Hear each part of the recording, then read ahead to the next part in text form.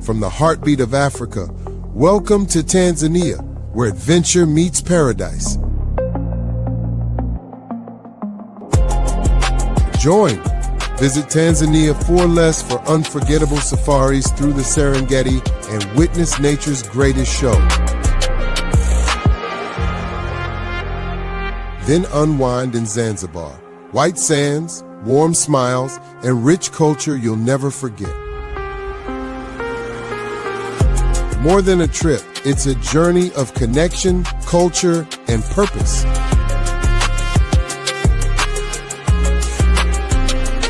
Discover, explore, belong.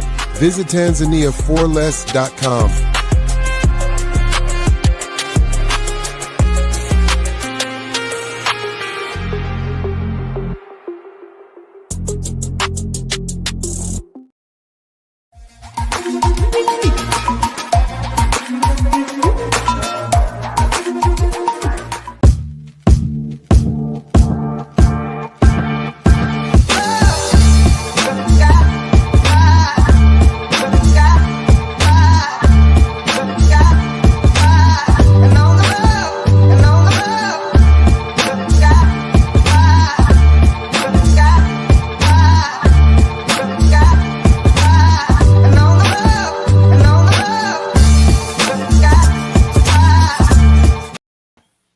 Good afternoon. It is 2 p.m. in Muskegon. For those of you that do this on a regular basis, this is Community Focus at 103.7 The Beat. As you know, this program is hosted by my friend and brother Gregory T. Roberts and myself. Gregory T. is still recuperating. Appreciate you all sending out your prayers and best wishes to my brother until he's back in the studio with us. We have an exciting program for you today, but let's begin with our weather here in Muskegon. Today, there was a low of 43, partly cloudy, and a high of 54, and it does not get better. Saturday, we have a 50% chance of rain, low of 36, high of 44. Sunday, that's right, the white stuff is going to show up. We have a 75% chance of snow, low of 30, high of 38. Monday, low of 25, high of 36, and a 65% chance of snow. Tuesday, expected to be very windy, low of 33, high of 43. Wednesday, low of 40, high of 44. And next Thursday, low of 37, high of 43. So it is inevitable, folks. The snow is coming. Before we get to our guest today, I'm sure you all look forward to my 5 list. We used to call it the top 5, but it could be any 5, right? So, been a very political week. I thought I would help you all out because there's a lot of fake stuff going on out there. 5 ways to confirm photo or quotes on social media. You may know these or use these, but just in case, for my friends that post things after seeing those little messages to say, hey, this isn't true, a couple of things. You can do a reverse engine search. Use things like Google Images or 10i to upload and paste the URL image. You can help find the original source or context for an item. You can check credible fact checkers, Snopes, PolitiFact, FactCheck.org, Reuters. Check the sources, make sure what you're stating is a fact. And you can also look for quotation marks. That's a dead giveaway. You can look for the primary source for the quotes as well. Look for transcripts, video recordings. Number 4, you can use metadata content. I'm not that literate, but if you check the images, there's information on it can tell you if a photo is original. If you look like it's your photos on your camera, you'll see it'll tell you when the photo was taken, the date you taken, and some other information. But for you folks that are sophisticated, you know what I'm talking about. Number 5, it says use crowdsourced verification tools, platforms like Nvid for video images and Hoaxy for tracking misinformation that's being spread. And the bottom line, folks, we all complain about the media. Once you get on social media, you are the media. So let's be responsible users of our social media as well. All right. That is our 5 list for today. Now, the real reason you all come to this program, of course, is not to hear me, but to see what exciting guests we have for you. And today's show will not disappoint. I want to introduce to you folks, if you don't know them already, to my immediate left, we have Todd Jacobs, the president, CEO Yes, thank of you. Muskegon Community Foundation, Yeah, thank you. and Janelle Mayer. Vice President of Community Investment. Okay, if I was a better radio host, I would have had those titles memorized. Gives us something to say. Welcome to the program. Yeah, thank you very much, Melvin. It's good to see you. Good to see you as well, both of you. Begin. Would you just tell folks a little bit about yourself? Individually, in terms Yes, of me? individually, Yeah. and then we just introduce the foundation to people that may not be aware of. Sure. I am Todd Jacobs. I returned to Muskegon in 2019 to be part of the Community Foundation for Muskegon County. The Community Foundation, we've been blessed. We've been around since 1961. We're located in downtown Muskegon in the Frauenthal building. We actually own the Frauenthal. The Frauenthal is part of our commitment to the community. We individuals have made donations to us throughout the years. Those monies have been wisely invested, and we reallocate that in the forms of scholarships and grants to community members and organizations. So that's a real brief, quick commercial on what we are. Sure. Yeah. Hi, Melvin. Janelle Mayer. So I have been with the Community Foundation since 2011, 15 years now. Born and raised in Muskegon County, grew up in Montague, actually live there now. So I represent the northern side of the county here. But I'm glad to be here with you today. Good. Yeah. Well, we always have a lot going on with the foundation, but we have a big gathering coming up next week. Yeah, and you get close, yes, and it's on the 19th. 19th, So, yeah, okay. so just around the corner. Yes. Let's talk about the annual gathering and what will be taking place. Yeah, that's great. Yeah, so every fall we have our annual gathering this year. It's a Wednesday, November 19th. It's held in the Frauenthal, and it's an opportunity for the community to come together. Over the various years, we've had different kinds of programs. But one of the big things that we do on that day is we also lift up a community member or members that have really created a lasting impact on the community. And so we give out our annual Impact Award. And so this year, our 2025 Impact Award recipients will be Dr. Richard and Nancy Peters. And I imagine many folks know them. They've certainly been very active individuals for many, many years, providing leadership and service. Certainly very involved with the Coalition for Community Development, and with Carrie over there, helping with the gardens, helping around literacy programs, and have just been wonderful advocates around learning and great community supporters. So we look forward to celebrating their many contributions that day at that event. So they're presented with an award at that event. Great. Now, the event takes place where? Yeah, it's going to be at the Frauenthal. It starts the doors open at 4:30, and then the actual program will start at 5:30. And we'll have drinks are available and snacks. We're actually working with the restaurants from the Vault downtown. Okay. And so each of those smaller businesses will be providing food. We've asked them to do the catering. Okay. And so I think we're doing, I think we have some kind of tacos from one of the establishments. I know we've got grits and shrimp from another one of the establishments. Spring rolls, I think. Spring rolls. And so it's just, I mean, you know, the Vault downtown at the Core Plaza, they've got a variety of different kinds of foods. And so we'll have that. And again, that's free. And there'll be beverages that are available. And then at 5:30, we'll go into the Frauenthal Theater to begin the event. Okay. Now, who can attend this event? Everybody in the community is invited to come. It can be, you know, individuals that may know the Peters. It could be somebody you can have, if you've got nothing to do on Wednesday the 19th and you have never been to the Frauenthal, come on down and here's a chance for you to see it. It's really meant to be a community event. One of the program that we're focusing on this year is we decided to do a panel. There's just a lot of very positive things going on throughout Muskegon County. And so we thought, you know, the best way to get that word out is to have a robust panel to talk about some of these investments. So that's something new you're going to do this year, the panel? Yeah, this year will be the first time we've done a panel in several years. And so Matt Cortez from the superintendent of Muskegon Public Schools will be there. And he'll be speaking about sort of some of the new programming that they're doing with the Ford Foundation and some other Yes. innovative programming. Yeah, I've interviewed them a couple of times. That's kind of amazing what they're doing. At Muskegon Yeah, so Public that's Schools. great, and we want to make sure the community is fully aware of that. Yes. John Rooks, who owns Parkland Properties, so John's going to be talking about the renovations at the Shaw, Yes, I'll be interested. and they will actually soon be closing on what used to be the Sappy property, Oh, okay. and Yeah. in the plan is that the first house will be built on the Sappy property, the former paper mill property, first part of next year. Wow. And so we'll learn about those plans. Okay.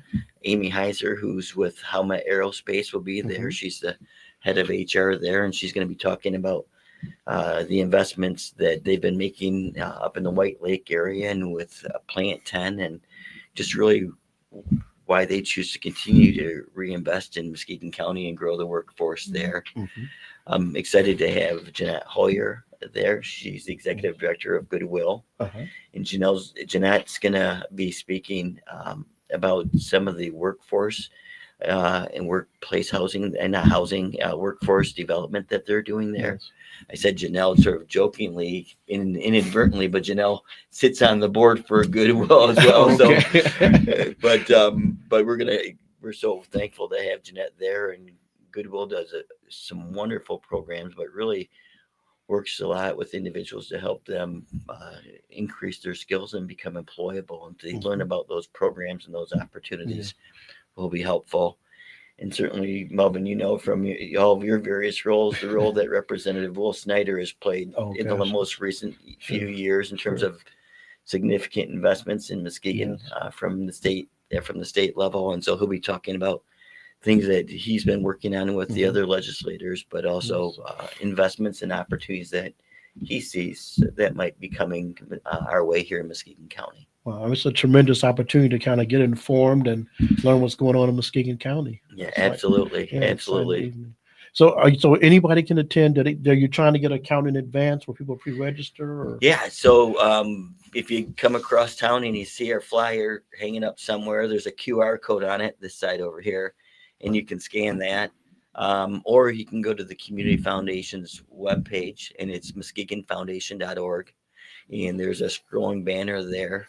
And you can just tap on it, and that'll let you RSVP. It's helpful because it gives us an idea of what the food count is going to be for the day. But if you don't do it and you just show up, that works out great too. One of the nice things is if you have questions for these folks, if you go to the webpage and you log on and you RSVP, you can actually pose questions before the event. And so then we can make sure that we work them into the queue or bring those questions up early on as part of the panel discussion. Awesome. Great. Well, Janelle, we're not going to let you get out of here without talking a little bit. Yeah. I mean, you guys do so many things at the foundation that we don't know. Maybe some folks aren't aware of.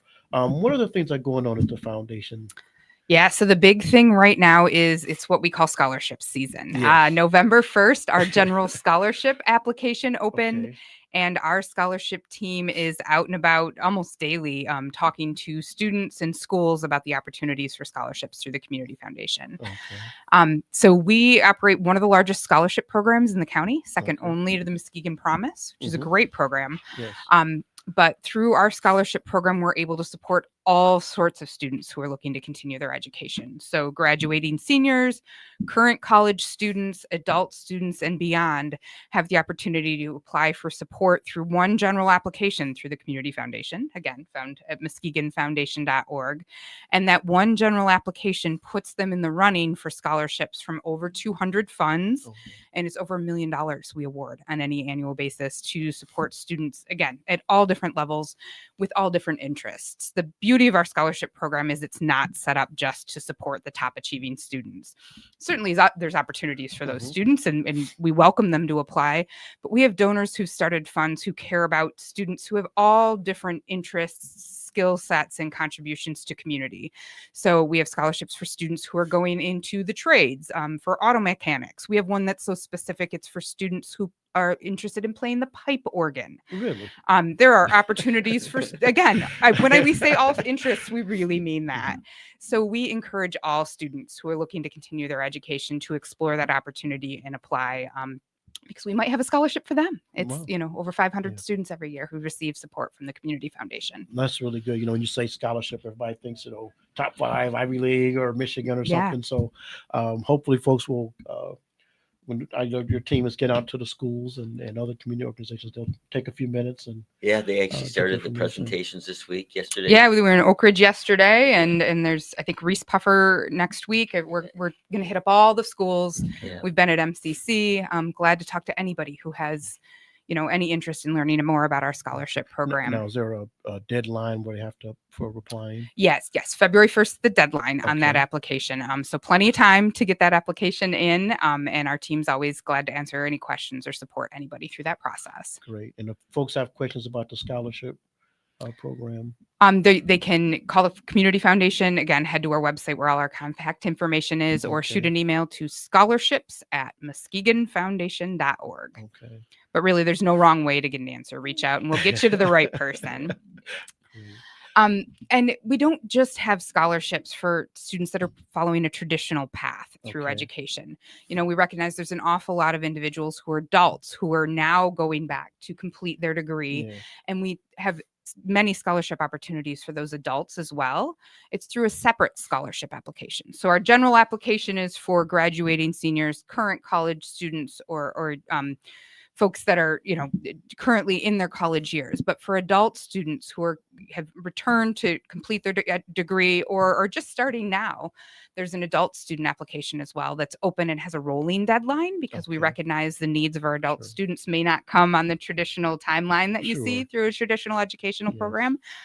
So that's an opportunity that we encourage, again, anyone who is looking to complete their degree to apply through that. Awesome. Again, I happen to have worked with you all on some other capacities, but there's just a lot of things that the foundation is involved in the community. Since we have an opportunity and a little bit of time, maybe talk about some of the other things the foundation has been involved in, maybe over the past couple of years. Yeah, absolutely. Thank you, Melvin. Sure. Certainly some of the work that we've been more closely familiar with is some of the things that are going on in Muskegon Heights right now. Yeah. And we had nothing to do with the roads being paved, but isn't it great to drive down Broadway right now? Well, it's funny. I was crossing Peck and Broadway today, and it's like there were no cars. And I'm thinking, like, either people are scared or they think it's a trick, but Broadway is open. Yeah. But use it. Yes, it's great to have Yes. that improvement.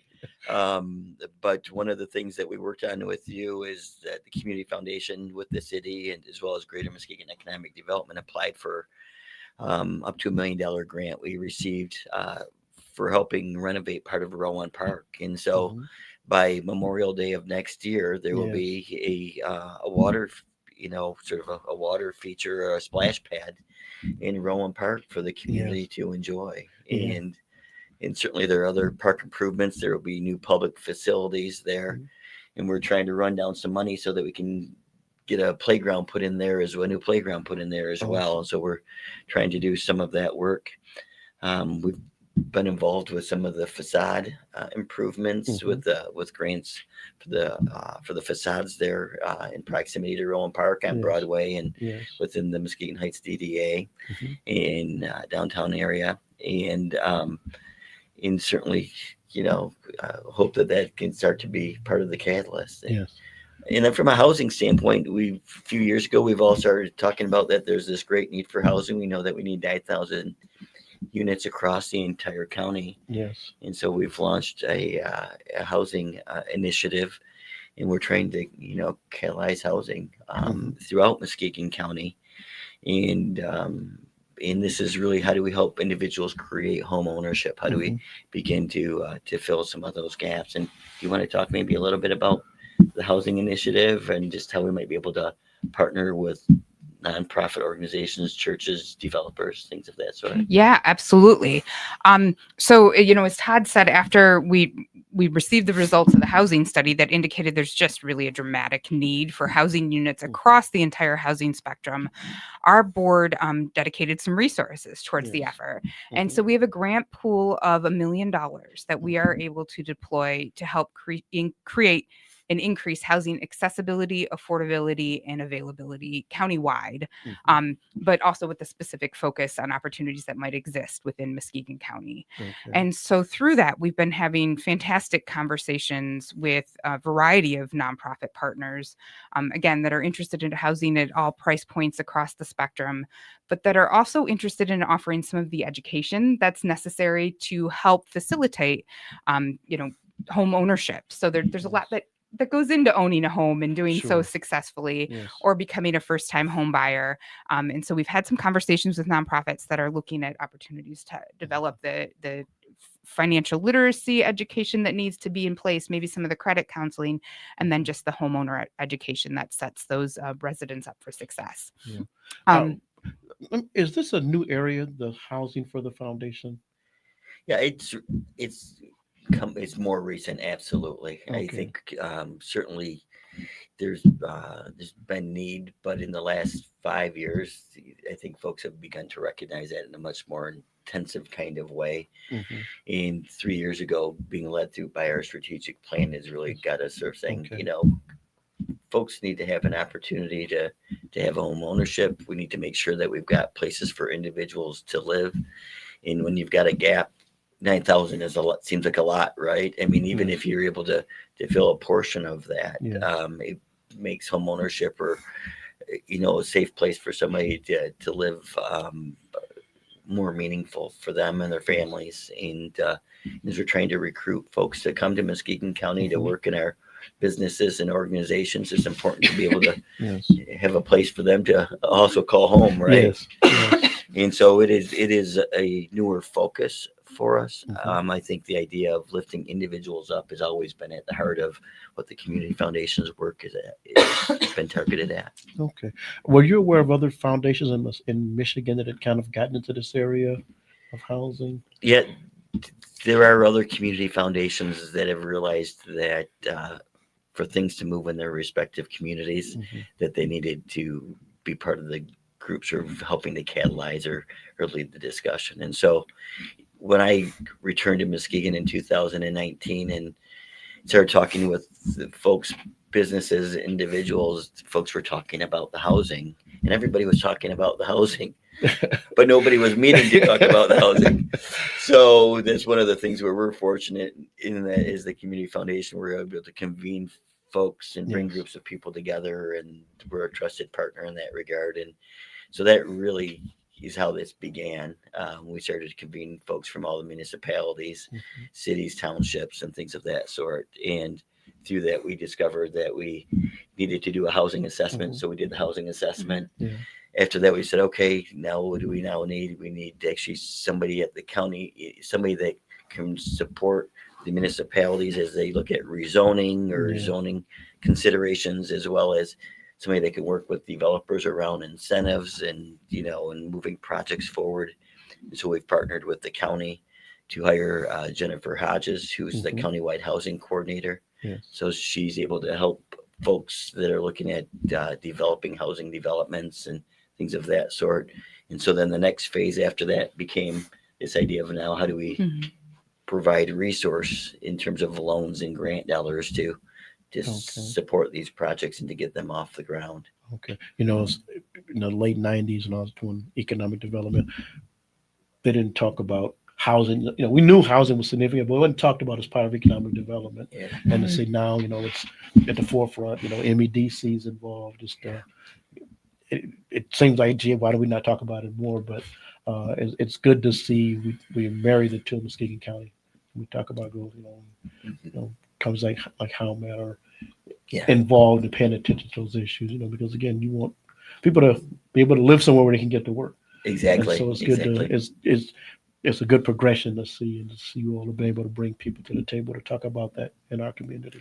Yeah, I think we just had reached a point where there's such a shortage in housing supply that folks are saying, we need to be more intentional, and really it does impact economic development. If you can't have a place for the workers to live, and they're all commuting, so they choose to commute in, that puts a strain on other infrastructures. And certainly we want people to live into sort of, if you're, you make your earning here, you're able to reinvest it in small businesses, and then that reinvigorates, other areas as well. Sure. It just helps everybody in the community to continue to prosper. So. Yeah, I Okay. think, Amy Heiser will share that story at our annual gathering around the number of new hires that they need at Helmet and what that looks like for housing for, the workers at all different levels they're going to be bringing into our community. So it matters to our local businesses and it matters to the residents. Yeah, I think that'll really be all the speakers, but I think to hear them in particular talk about the job growth again, and we want people in our community, and how much been a good community partner. So to have a company that's investing in the same area, I think folks will want to hear that. Yeah, absolutely. I know in speaking with Amy recently that they've got over 300 vacancies at Helmet. Wow. We know that from the work that John Rooks is going to be doing with the Shaw, that once the Shaw is completed and as that work develops, that there will be a couple of hundred people that'll be needed to help build and then to maintain jobs in that area. There are several businesses in town that that have vacancies, and so just that awareness, and then to make sure that again that there are safe places where folks can live, that they can have a house that is that you have to be concerned that it's going to fall down on you, right? Yes. And I think that's important. That's part of some of the grant pieces that we're looking at is how do we help alleviate blight, or how do we restore homes that maybe have fallen into disrepair, so that we can lift that up and make that again part of a viable housing option here in Muskegon. Yeah. We don't want to let you guys get away without talking about this. Last I heard, there wasn't a money tree that you guys pick money off of. The foundation is, of course, built upon generous donations. So talk a little bit about financial structure, funding, donations, so that if people out there listening, they want to be a part of some of the tremendous things you're doing. Sure. Yeah. As Janelle was referencing earlier, we've got many scholarship funds. Yep. So individuals, they can support any fund or effort. We've got several funds that are that benefit specific not-for-profits, and so they can donate to those. And again, going to MuskegonFoundation.org. Or if an individual has a passion, and here's an example. My mother passed away unexpectedly when she was in her 40s, and she cared greatly about kids and their education. And so we took that horrible event and said, you know what, let's create a fund that'll honor mom and what she would have wanted to see done. And so we created a fund that memorializes my mom, but the earnings from that every year supports literacy and programming for children. And so, folks, if they have an interest in the environment or in the arts or in a particular agency or, reading, they can create a fund. If they would like to simply support education, we've got funds that generally support education. Our goal is to build a long-term community resource. So the gifts that we receive are endowed. That means they're saved. We invest them, then we're using a portion of their earnings. And so it's those earnings that'll be here forever that we're able to continue to do the good work that we do. But more than willing to have conversations with folks. They can always call the foundation, 231-722-4538. And we're all most of our staff will be at this event on November 19th. So you can actually come enjoy some good food and hear more about some of the investments being made in Muskegon on the 19th, and talk to staff, and we can certainly answer any questions that folks may have around funds or donating or how they might be able to get involved in the community. But those are all my options. little part of plug, and I attended a great workshop on endowments, and folks often think, well, I don't have hundreds of thousands or millions to donate, and that workshop on endowments is great for churches or community groups maybe that think you have to have a big pot of money. You can make commitments over time, and again, things you might be interested in to make sure they're preserved in posterity. So it was a good workshop. I hope folks, if they're interested, and they'll give you guys a call. Yeah. Like I said, just a way to just support community and see some good being done. We never have enough time. Todd, Janelle, thank you all so much for joining us. The event is the 19th of November, Yes. 5:30. Doors open at 4:30. Program will start at 5:30. So if you want to get your share of the eats, I'd say get there between 4:30 and 5. Yes. And again, really, we look forward to celebrating the Peters, but also think we've got a great panel that'll provide some wonderful insights to reaffirm that the investments are being made throughout Muskegon County. All right. Thank you all so much for joining us. Hey, please feel welcome to come back anytime you want to update us on things going to Foundation, okay? I appreciate it, Melvin. Sounds good. Thanks, All right. Melvin. Good to see you, my friend. Good to see you all. Folks, we're going to take a brief break and we'll be back with our next guest. Hi, my name is Kevonte Taylor. I'm one of the kids that went on the free trip to Africa, and I'd like to say thank you so much for taking y'all time to pay for the trip. I'm very grateful. I learned a lot. I had a very great experience thanks to y'all, and like I said, I appreciate it so much.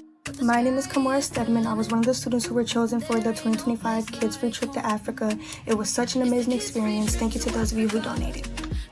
Hi, my name is Isis Carter, and I would like to thank everyone who donated for me to be able to go to Kids Free Trip to Africa this year. Special thank you to the Kids Free Trip to Egypt and Ghana, year class 2025. I really enjoyed my trip going, and we learned so much. I would say it was a very enriching experience because I remember we were on the cruise. On the cruise to go on the road trips on the bus, and it was so amazing. I got to sit next to all my friends, and we were on a plane when I went for the first time, and it was kind of scary at first. I have my friend right there. Here's all the people who supported us going on this trip, and a special thank you to you all. We couldn't have done it without you. I really appreciate you guys letting us go on this once in a lifetime opportunity trip. Thank you. Class 2025. So first of all, I wish everybody saying my name is Lawrence Pascal. I was one of the kids to come on this free trip to Africa. I'm back now, and I want to thank all my donators for this trip, because I wouldn't have done it without y'all. So I'm thankful for y'all donating all the money. $48,000 is a lot. Thankful for all of it. And yeah, I'm back. Hi, this is Maya. One of the kids that was allowed to go to chosen to go to the free Kids to Africa trip. I'm just coming on here to say thank you for donating and allowing me to be able to go on this trip. Thank you so much. My experience was amazing. Hi guys, this is Aja Fletcher. Thank you guys for everybody who donated to us, and I truly appreciate it. I had a good time and I learned a lot of things, and I just appreciate y'all so much, and thank y'all.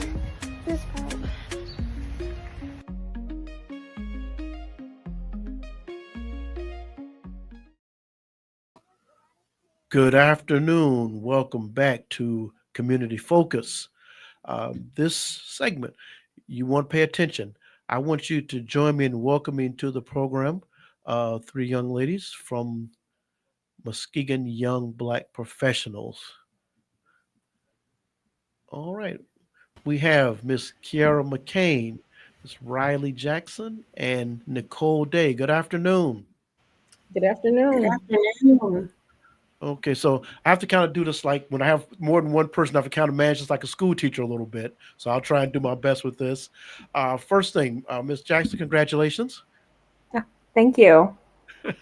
For those that don't know, Ms. Jackson was elected to the Muskegon City Commission on Wednesday. And we know it's not official yet, but everything's done but the crying. So congratulations to you. Thank you. Now, I understand you ladies are here representing Muskegon Young Black Professionals. Is that correct? Correct. Or I'm in the right place then. Ms. McCain, tell us about this organization. Why did you pick me to go first? You're at the top of my screen. Sure. So Muskegon Young Black Professionals was started in 2017 by our founder, Jocelyn Hines. And it was just kind of a space for Black professionals in Muskegon that were either coming back to the area or looking for, opportunities, socializing, networking. And so she kind of created that space and got a board together to see the vision through. Okay. I'm gonna ask all you this question. What is it? Tell me about the need for an organization like this. I mean, you all are young, you're Black, and you're professional. So, tell me why you feel like there was a need for an organization like this. I'll start with you, Miss Day, then I'll go to you, Miss Jackson. Okay. There's a need for this organization because young professionals, young Black professionals, I should say, we don't always have the space to socialize and network with like-minded people, and it's also a safe space. A lot of times being in, corporate America or whatever your career path is, whatever your career journey is, you're not always afforded a safe space to just be your unapologetic self. And the Muskegon Young Black Professionals creates a social networking space for people to do just that. Okay, Miss Jackson, anything you want to add to that? I would say exactly the same. As Nicole said, we foster a sense of belonging in our community that not every person gets in their workplace. It's a place where we don't always have to be on all the time. We're obviously young professionals who are navigating different types of workplaces because professional means different things to everybody. We accept all different types of people who work in all different types of workplaces. It's not just people who are working in corporate America or people who are working, the traditional 9 to 5. It's all different types of workplaces. So we know that, especially our board, we all have different work lives. So we know that when we're having our social hours or whether it's our award ceremony, that when people are coming to spend time with us, that they can decompress, that it's just socializing, and that it's not something where they feel like they have to be on their best behavior. They can be Yeah, they can be relaxed. They feel they can be themselves. yeah, I certainly understand. Now, one of you all's signature events is coming up this weekend. Ms. McCain, you want to tell us about that event? Sure. We are having our fifth annual Shades of Excellence Awards ceremony. And this was an award ceremony that we started in 2021, I believe. Just kind of an event. It's also a fundraiser event for us for honoring individuals in our in Muskegon. We also have like a category for people who are from Muskegon who don't currently live in Muskegon, but just to honor those professionals of color, to kind of give them their flowers and to show them that they're important.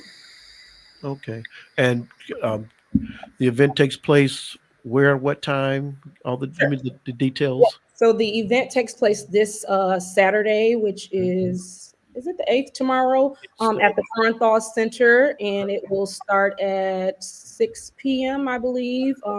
There's a strolling dinner beforehand where you can kind of, walk around, socialize, get food, and then the actual award ceremony is going to start at 7:30. And so there we will have, I believe we have 9 or 10 different categories. So we honor people based on those different categories, and then the recipient will receive an award. With it being our 5th year, we normally have it at the Folkert. So we wanted to kind of, do it big this year, have it at the Freudenthal. And we also are giving away some professional development scholarships this year. So that's something that we're doing different this year. So I think that it'll be a good turnout. It's usually a sold out event. So yeah, we encourage everybody to come out and have a good time. Okay, today is the 7th. Are folks still able to get tickets for the event?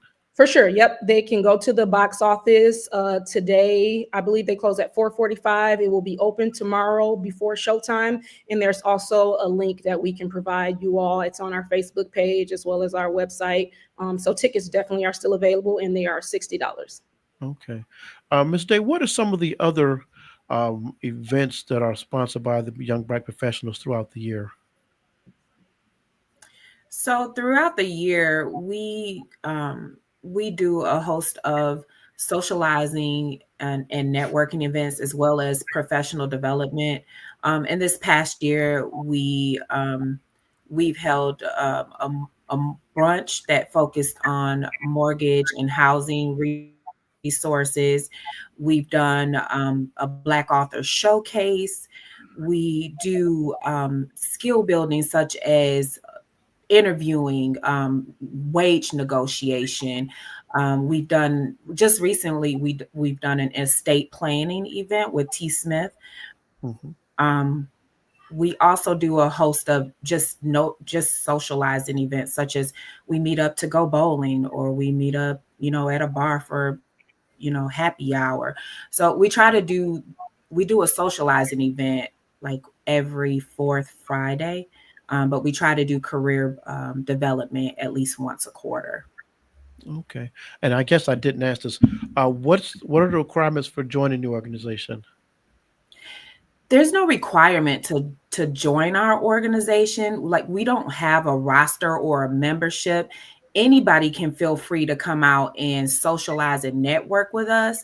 We are open to everybody. You actually don't even have to be a Black person to come out and socialize or network with us. It's just a space that we've created to be open for people to come out and feel comfortable to engage. So there's no membership. You can always visit our webpage or our Facebook page for events. We all share posts and things of all the activities that we do. So anybody can come out and be a part.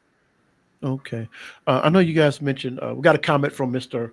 Michael Anthony Smith, who's a regular listener down in Texas. He just he said nice as a compliment to you all and your organization and things you're all doing.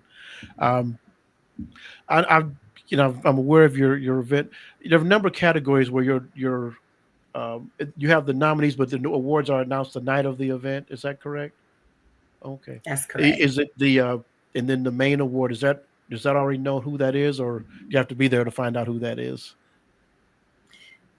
Go ahead, Kiara. Oh, I guess I was gonna ask for clarifying. You said for the actual recipient of the category or Yes. a specific. Yep. So I might have it mixed up with the event prior because I was doing another interview, but you have several categories where you have nominees, correct? correct. So if I could maybe explain the process a little bit. So what we That do would be is helpful. we do a call for nominations, usually in the beginning of the year. So that is an opportunity for anybody who finds anybody that fits in any of the criteria for any of the awards to fill out a nomination form to recommend somebody. After we get all of the nominations, we usually have a selection committee. They go through the nominations, they score them, and then 2 finalists are chosen. Okay. And then the night of the award is when the actual recipient is announced. So, yeah, so that's pretty much how the process goes. So yeah, you kind of have to be there the night of to find out who the recipient is. We Okay. do have one category that we announce ahead of time, and that is our lifetime achievement. And this year it's going to be Mr. Robert Moore. So. Oh, that's right. Yes. Yeah, tremendous awardee to be receiving a honor again. Those are from Muskegon Heights, Muskegon County. No, Mr. Moore, and it's good to see him getting his flowers while he's still able to Absolutely. appreciate it. We're super excited about this. It's pretty special. So you guys aren't going to make him work as in players that night, are you? Of course we are. Mr. Moore, because he has a good sense of humor, Bob, but I'm sure he'll have something humorous to say about that. Yeah. Good. Give folks an idea of what some of those categories that you're nominating folks in. There's emerging professional, which is a category of a young person who's been seen in the community and is just starting out in their profession. There's Homegrown Hero, which is somebody who's been doing a lot of work within the community. They've been more settled in their profession, and has just been seen as doing a lot of like philanthropic, giving back to the community type work. There's correct me if I'm wrong. It's my first year on the board. So Okay. correct me if I'm wrong, either one of you. It's the over 45 age one for male or female, right? Distinguished excellence. Yeah, distinguished excellence. Yeah. category as well. And then the lifetime Transplant. achievement award. Yeah, the transplant. So somebody who was not born in Muskegon, but they've done a lot to change in our community, especially in their profession. Those are just a couple of the categories. Good. So If you don't, impact. let me ask you, ladies, what do you do with your professions, if you don't mind me asking? So I am I work for GE Aerospace, so I am a buyer there. So I buy airplane parts and kind of supply chain planning, that type of thing. Ms. Day? My title is a little bit of a handful. I am a business controls associate for the corporate office of Fifth Third Bank, which means that I mitigate risk for the bank, put all the compliance and legalities into place, and all of the risk and controls. Okay. And Ms. Jackson? Well, as you said earlier, I'm a commissioner-elect. So that's like my public service role. And then my day job is I'm a recovery court specialist for the county. So I aid the case managers in all of their cases, and we work for Judge Matthew Casel. And we service around a little under 100 of our participants. And if they're convicted of a felony and they struggle with a substance use disorder, they can be sentenced into our recovery court program. And once they've successfully completed our program, they can get the felony removed off their record. Okay, thank you. And I asked you for all that for a specific reason. Back in my day, one of the last things you wanted to do as a young professional was return to Muskegon. And again, I can recall going to other communities, and it was like, well, how do you interact with other Black professionals? So one, I want to make our listening audience aware of you ladies and the professions you do. And the other is just for, we get folks listen to this program from everywhere. And so just to make them kind of aware of some of the folks here in Muskegon and what they do, have you all encountered, as your organization, other professionals moved to Muskegon looking for organizations like yours? I would say yes. During a lot of our social networking events, I know we previously had an event at the museum where I talked to a number of people that were from all over the place that were from Muskegon, but came back and came out to just speak with us and to see what was going on in their community. Even people that are from here that have moved away, they still usually have roots or ties or people that are still here. So they're still interested in what's going on in Muskegon. I mean, you never know who's going to return and for what reason and when. So yeah, we do have people that come back to engage us. So hopefully it presents an opportunity for people to come back to the community and get back.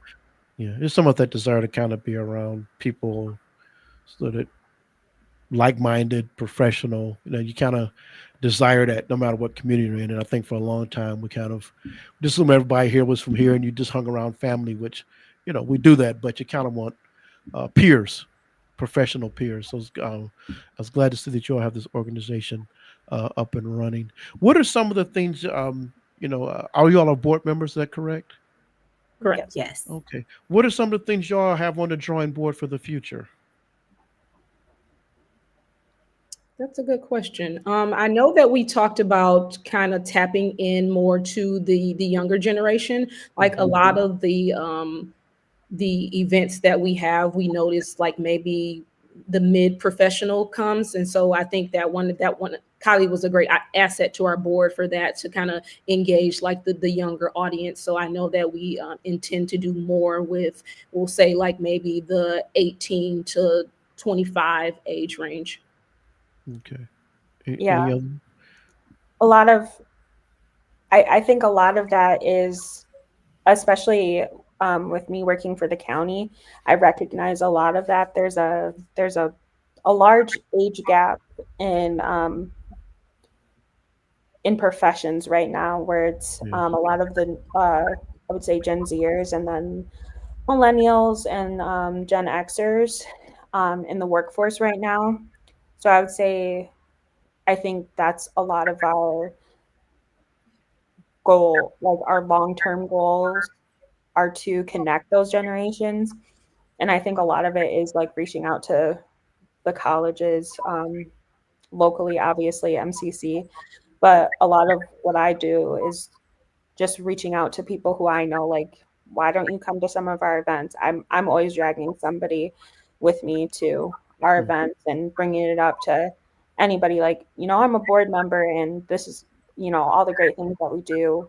It's real chill. Like, that's what the aspect I love so much about MYPP is, like, it is so laid back. Like, Okay. you come, you relax, you socialize. It's not your traditional networking setting where you have to feel like, obviously we come, we're dressed professionally, and like it is a professional type setting, but it's relaxed. You don't have to feel so much pressure on your shoulders when you walk into the room. You're welcomed.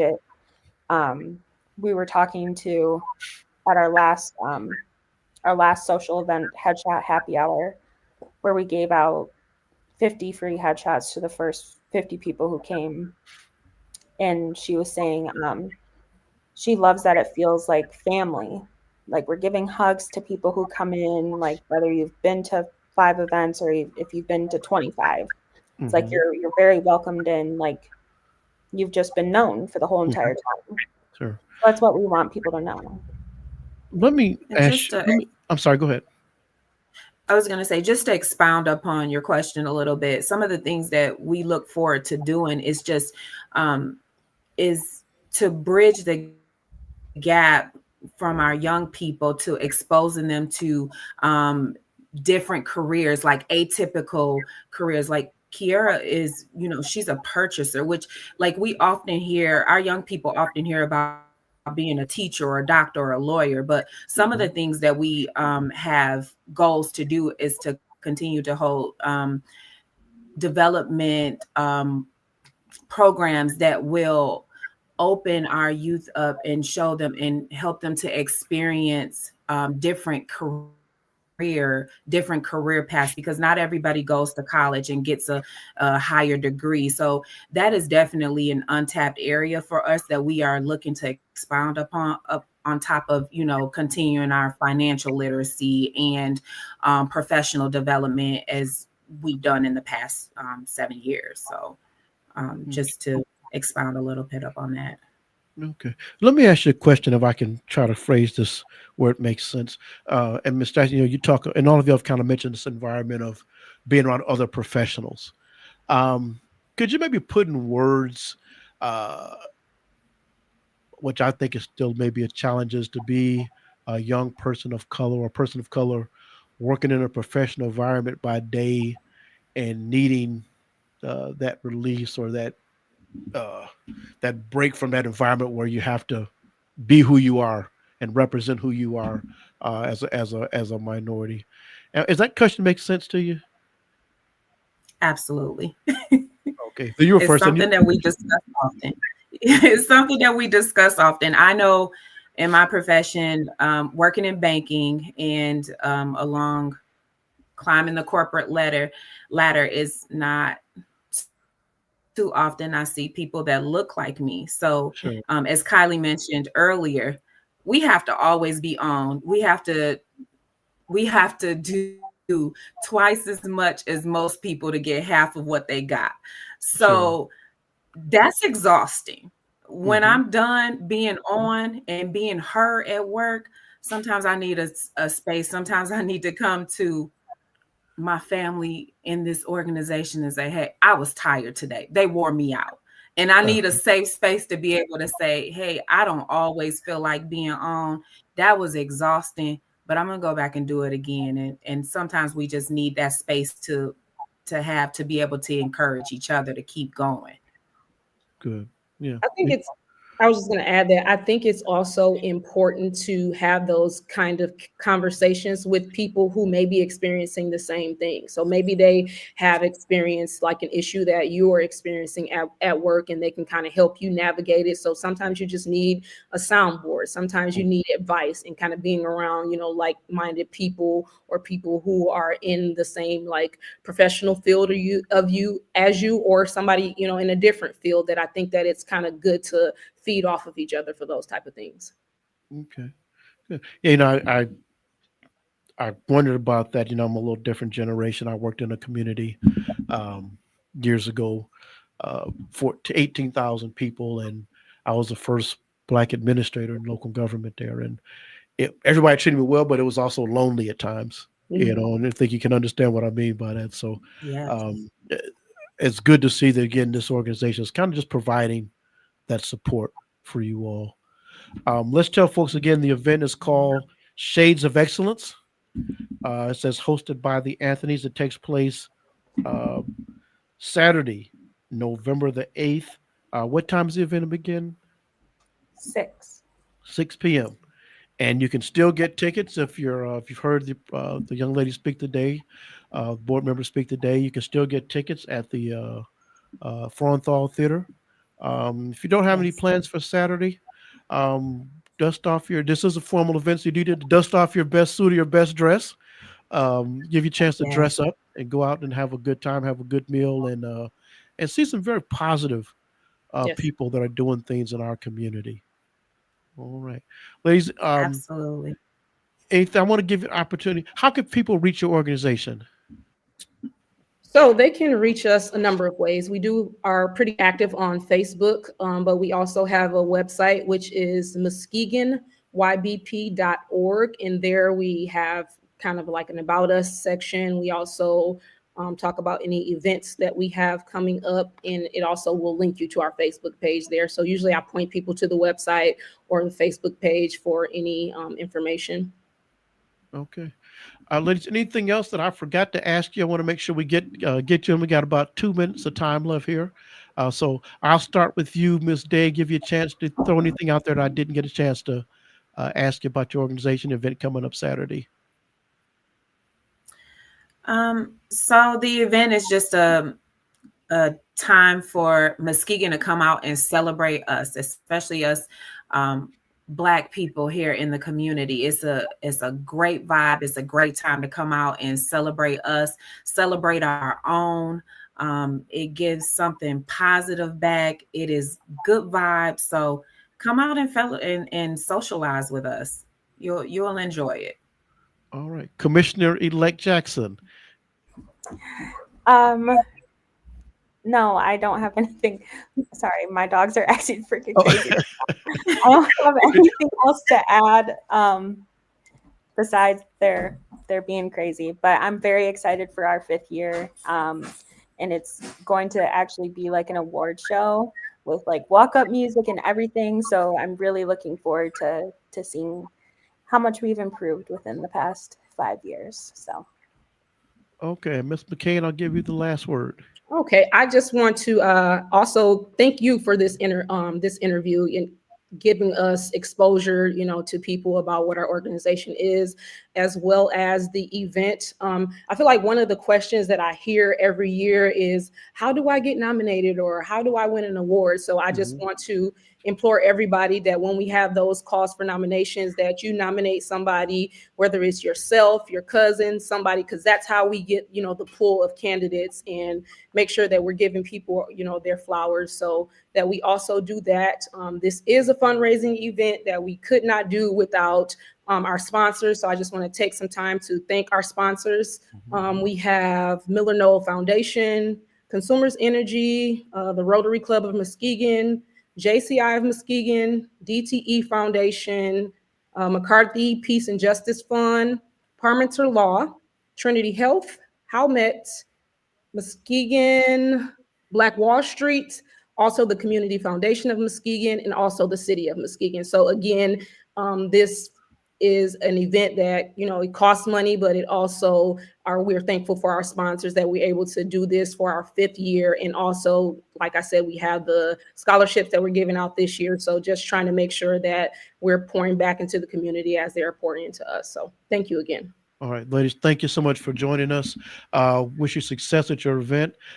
You're welcome to come back anytime if you have some things going on and talk about what's going on and invite people to our organization. It's been a pleasure having you all. Thank you.